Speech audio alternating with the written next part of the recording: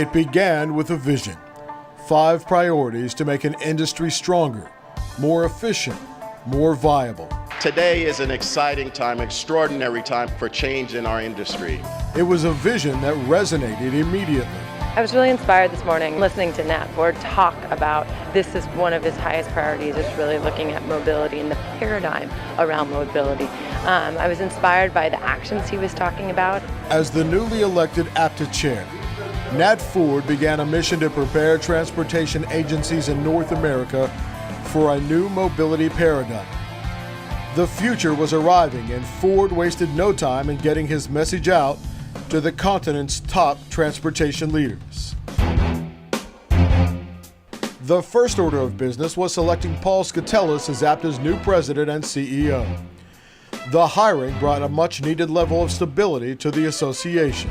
In February, Ford and Skoutelas headed to Miami to meet directly with CEOs from transit agencies across the country. It would be just one stop of many.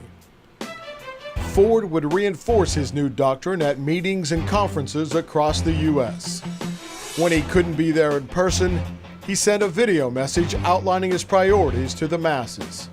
The topics you will be discussing over the next few days are vital to the future of our industry. He headed north of the border to meet with our Canadian counterparts in Montreal, Toronto, Ottawa, and Vancouver. And at each stop, he stressed the importance of embracing new, advancing technology and preparing the workforce of today for a fast-approaching change in the world of transportation.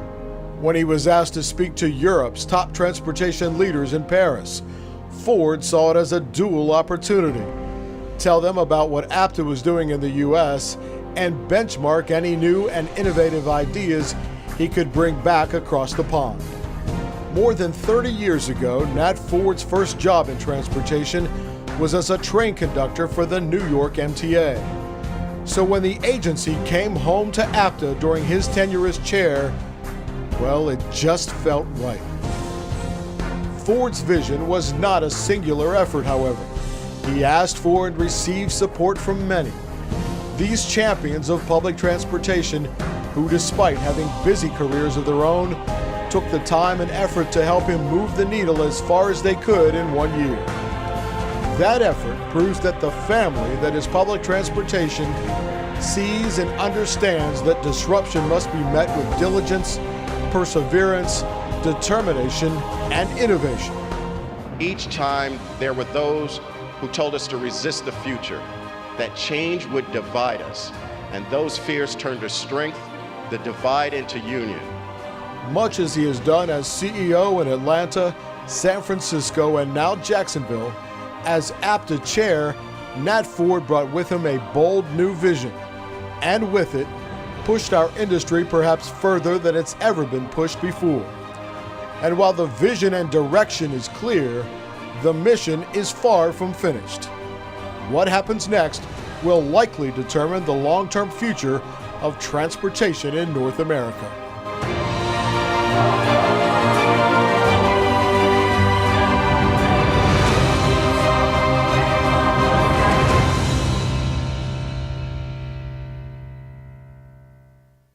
Please welcome APTA Chair for 2017-2018 and the Chief Executive Officer of the Jacksonville Transportation Authority, Nathaniel Ford.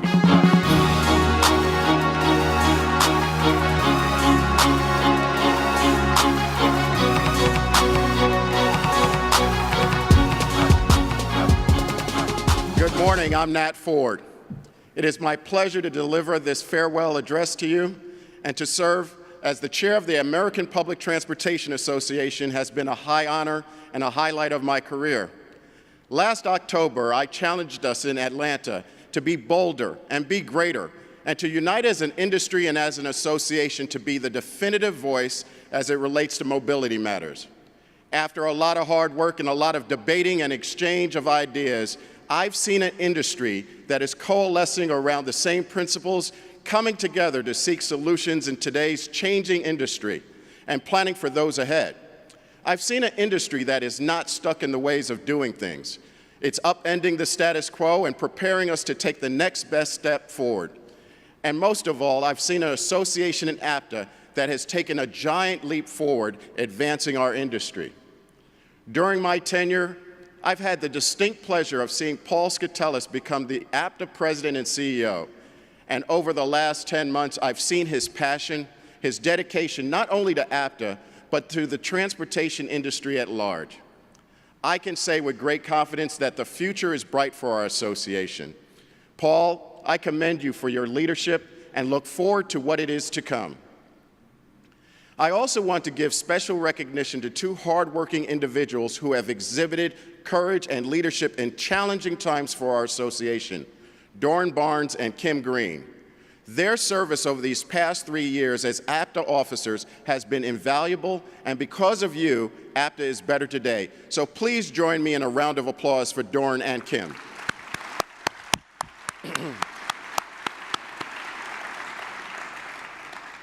I want to thank my family, especially my wife, Janet. Your unwavering support has meant more to me in words that can express it. From travel to late-night calls, expected and unexpected meetings, you name it, you've been there every step of the way, encouraging me on, so thank you. To the JTA Board of Directors and the JTA staff, I would not have been able to do this without your support and your hard work over the past year. It made the difference in making this experience a very incredible journey, so thank you. Also to, all right. Thank you, thank you.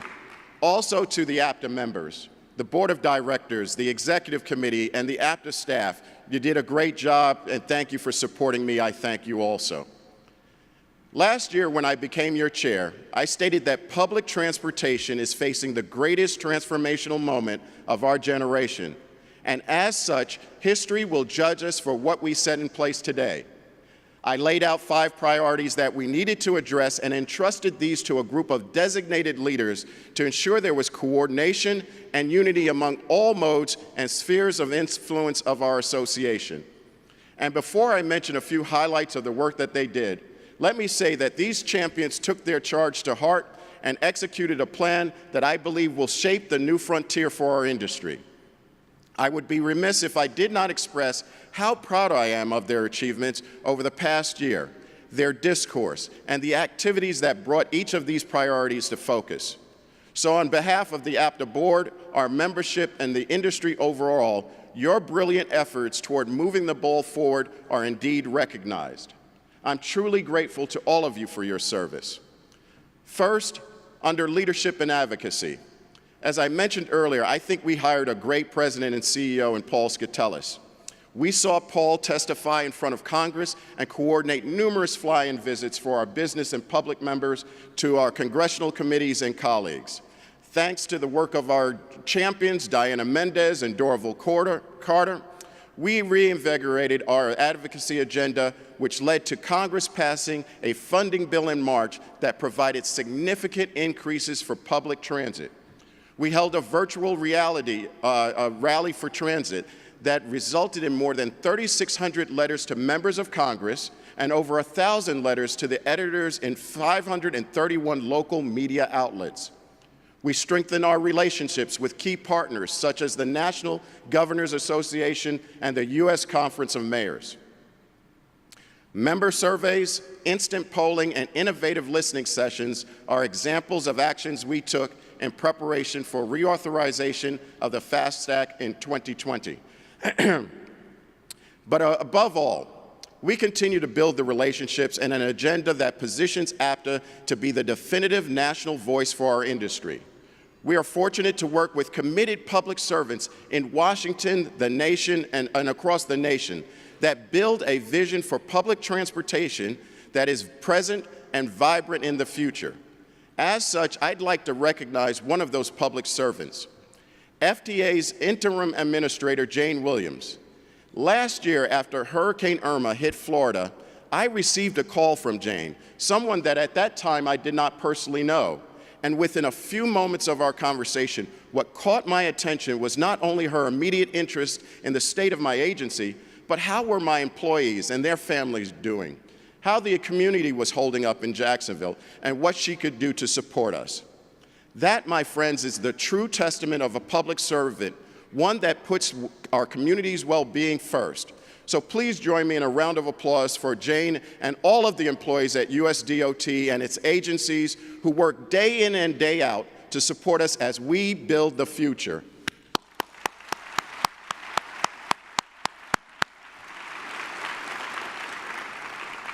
The second priority was the workforce of the future. Baccarra Mauldin and Paul LaRousse did a phenomenal job creating a framework for an APTA training certification program and setting up a virtual workforce development center. The committee organized a workforce summit titled The Changing Mobility Paradigm and Its Impact on Tomorrow's Workforce, which examined strategies to create a skilled, flexible, and knowledge-based workforce, and their work on those strategies will now empower our industry with a workforce that can meet present customer demands and keep pace with emerging technologies and evolving industry trends. Under their leadership, we made significant progress advancing online learning and education. 2 30-minute online modules have been developed and will be piloted immediately after this meeting. The first module addresses the skills gap, confirmed by our APTA surveys, that continues to exist throughout the industry in supervisory, management, and leadership roles. The second module builds upon APTA's seminars and conferences for senior executives and deputy CEOs seeking professional development and opportunities to ascend to that CEO level. The third priority was leveraging big data. Bill Thomsen did a remarkable job leading roundtable discussions with both public and private sector members and provided valuable insights and best practices on this emerging topic. This work supported APTA's transformation of the way data in the annual fact book is now presented. In updating APTA's industry footprint, we can now better illustrate the impact of transit and transit-related jobs with granularity in all of the congressional districts around our 50 states. A new published report titled Leveraging Big Data Within the Transit Industry highlights the types of data currently collected by agencies and how it is currently used, and the range of possibilities going forward. So we are in a great place. Among other things, the report highlights the effective use of data in decision-making, program evaluation, as well as community stakeholder communications. The fourth priority was enterprise risk management. Best practices for dealing with cybersecurity were highlighted at APTA meetings throughout the year. The programs that we had geared toward transit executives, as well as security and information technology professionals, were first class. We strengthened our relationships with the federal agencies overseeing the security of our nation, such as the Homeland Security and the Transportation Security Administration. A session during the Transit CEO Seminar held in February focused specifically on terrorism and cybersecurity. It included the TSA administrator and the Deputy Assistant Agent in charge of terrorism for the FBI. And at the Cybersecurity Summit in July, more than 30 APTA members and 10 federal government employees attended an all-day summit. Workshops and seminars and events were coordinated by APTA and their members to learn about these new threats and best practices to prevent, mitigate, and proactively prepare for threats sooner and with greater certainty. Lester Bryant kicked it off and did a sensational job leading this mission-critical initiative in its beginning stages, and then it was finished off by Fred Daniels and Kevin Holzendorf. They did an extraordinary job leading to its completion. And finally, the new mobility paradigm. Carolyn Flowers and Gary Thomas did an incredible job sparking the discussion of this topic across our industry. Across every mode, be it rail or bus, small or large, or mid-sized systems, private or public, you name it, our industry was listening. While they accomplished a lot, I want to highlight 2 major achievements led by Gary and Carolyn that set APTA apart in the area of mobility in the transportation industry. First is the launch of a mobility innovation hub within APTA. This portal contains best practices and next practices in the new technologies and innovative service delivery models. It contains model agreements and strategic guidance and cutting-edge information to help our agencies navigate the ever-evolving mobility landscape. Second, the groundbreaking Future of Mobility Summit was held this past July in Washington, D.C. It brought together more than 250 more mobility innovators, operators, and thought leaders from around the world to openly exchange ideas and identify key actions going forward. This Mobility Summit was clearly the highlight of this past year. So now let's give a round of applause to all of these champions for leading us this past year.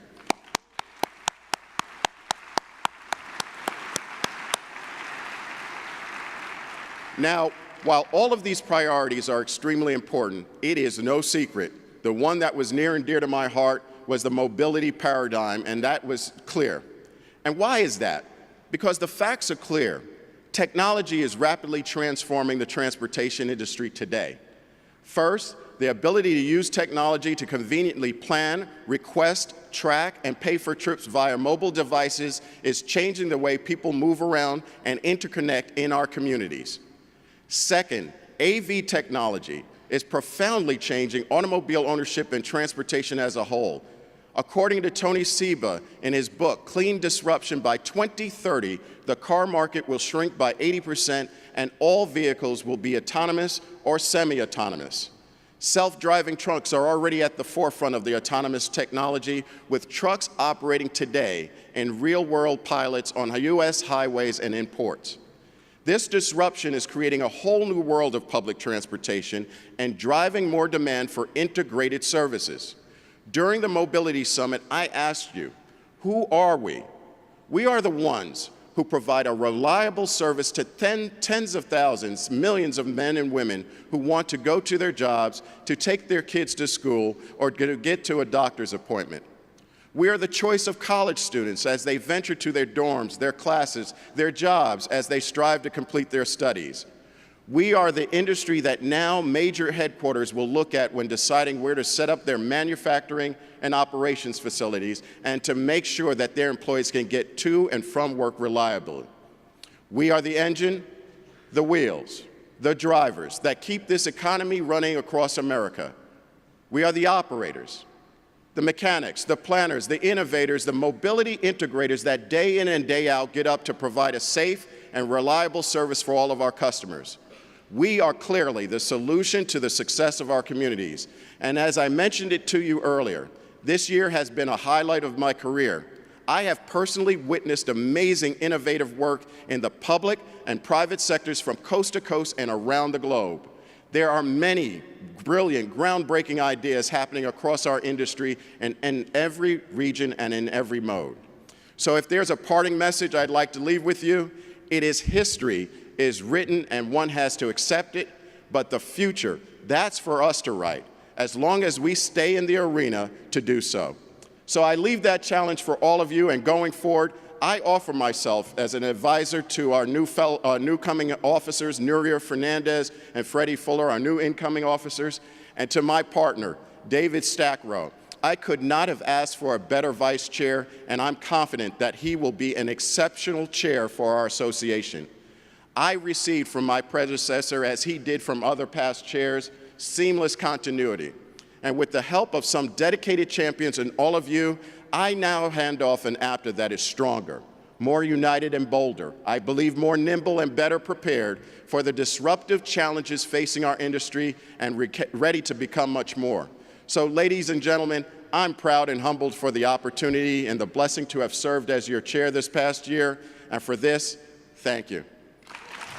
Thank you.